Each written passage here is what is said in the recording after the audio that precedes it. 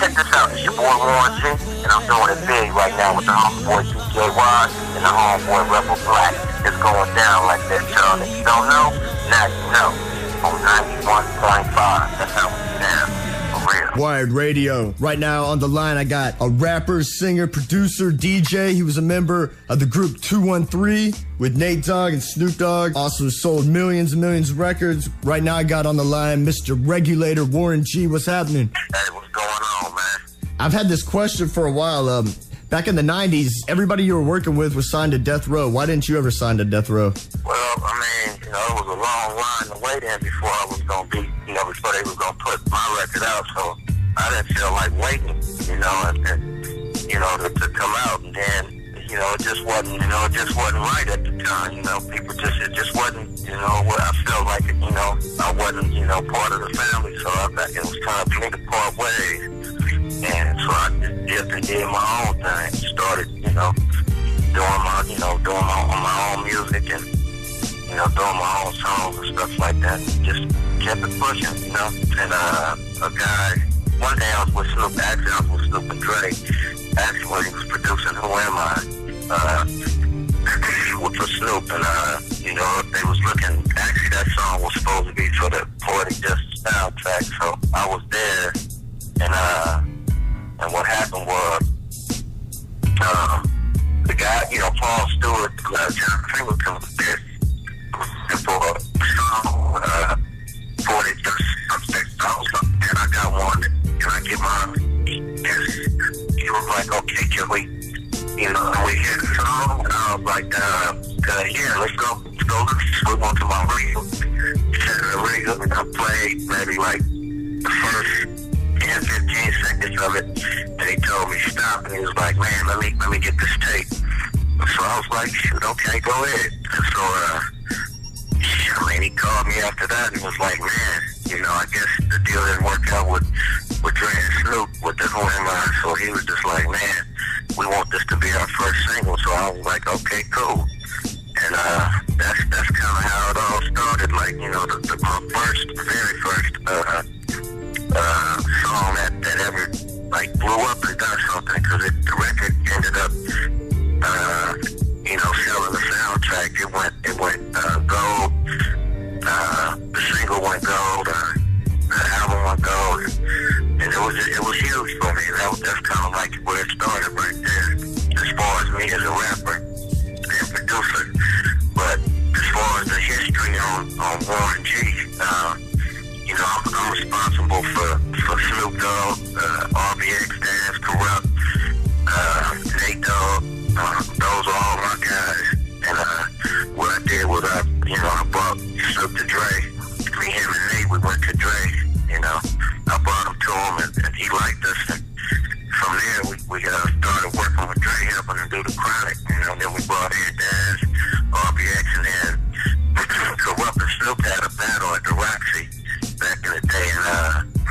And what happened is, they was battling, going neck and neck and going at it. So at the end of the battle, what I did was I got Corrupt's number and I told him, let's work.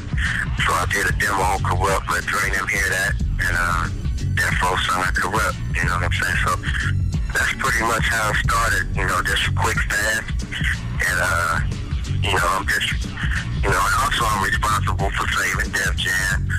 When they was going out of business, I did my album. Actually, they came to Los Angeles because they heard Endo Smoke, so they was like, okay, who is this kid?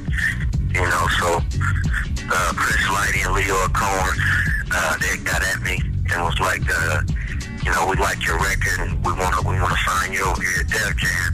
And at the time, it was maybe like 5 different companies getting at me, it was a big bidding war.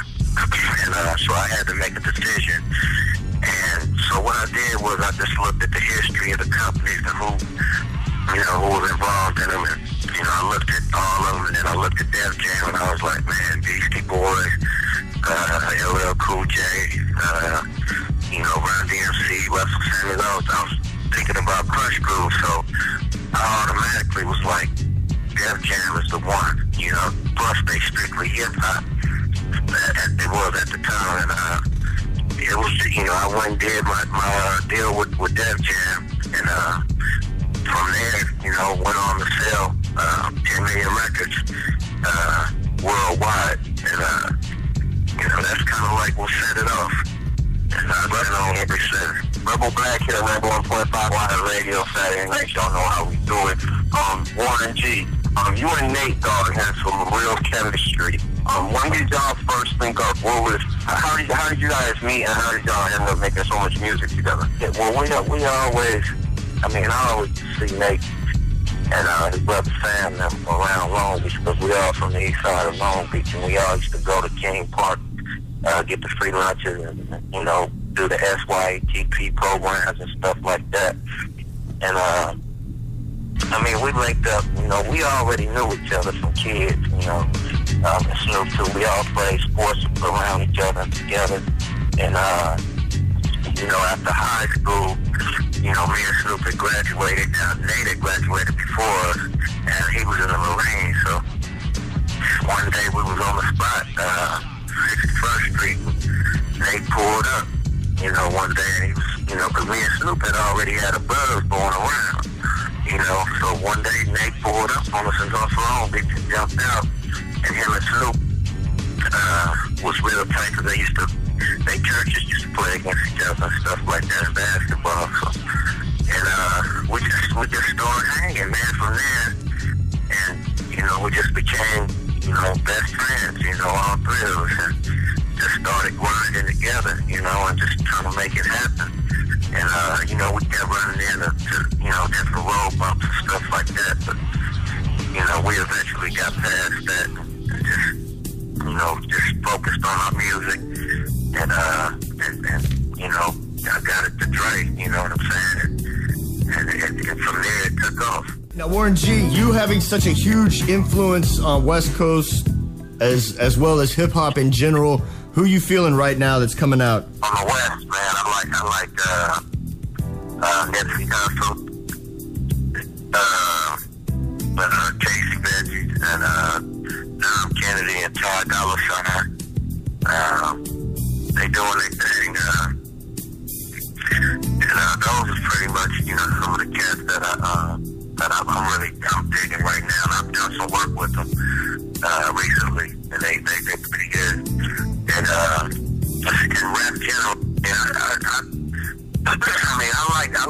I like Drake, I like J. Cole, I like Jay-Z and Kanye. Who else? I pretty much like everything that's out there.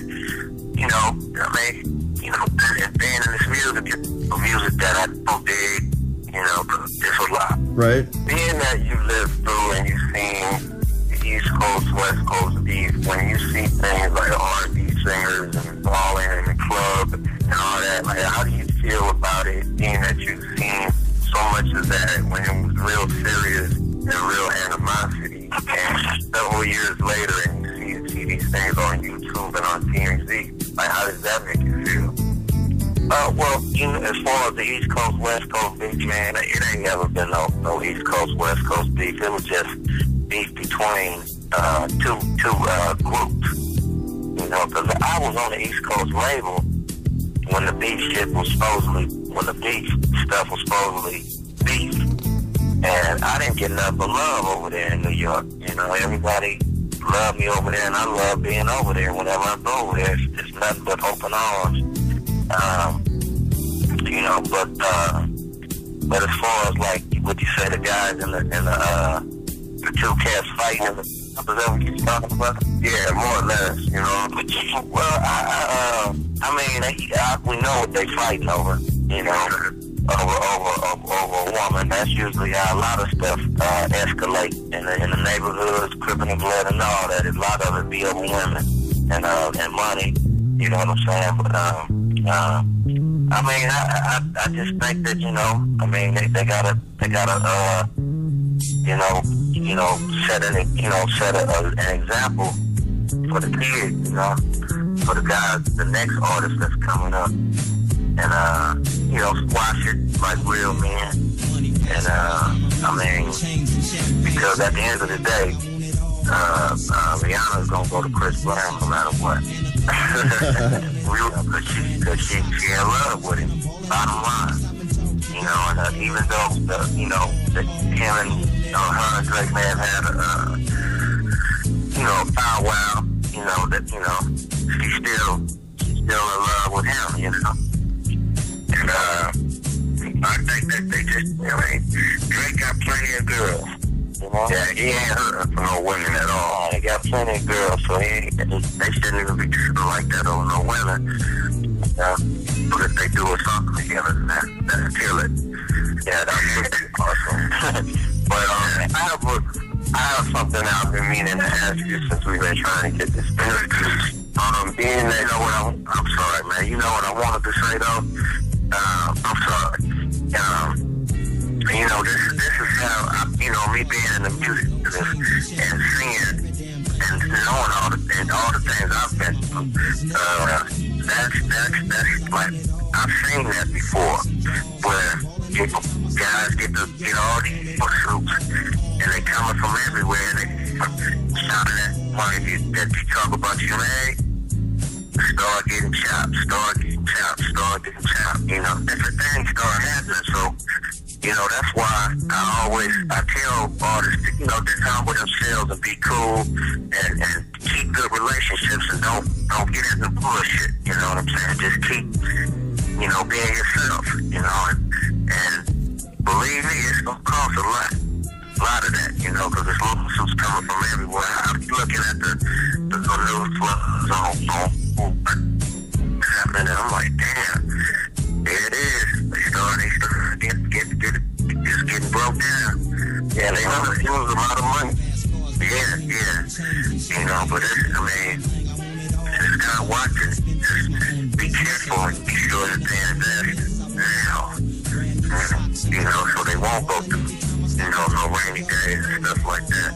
Because I didn't care. I was spending all kind of money. I didn't care until I got out of my head. By the Uncle Sam. Because I was married, I didn't have no kids. And, just all kind of stuff.